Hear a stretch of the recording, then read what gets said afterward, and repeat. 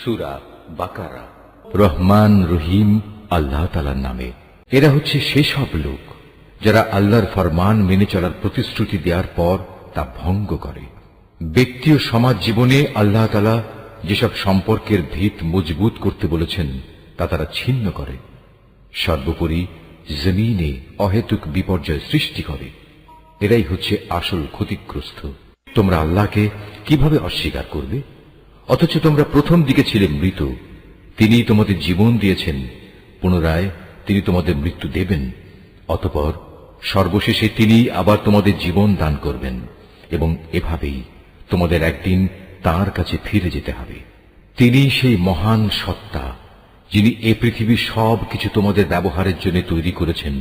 অতঃপর তিনি আসমানের দিকে মনোনিবেশ করলেন এবং তাকে 7 আসমানে বিন্যস্ত করলেন। তিনি সবকিছু সম্পর্কেই সম্যক অবগত আছেন।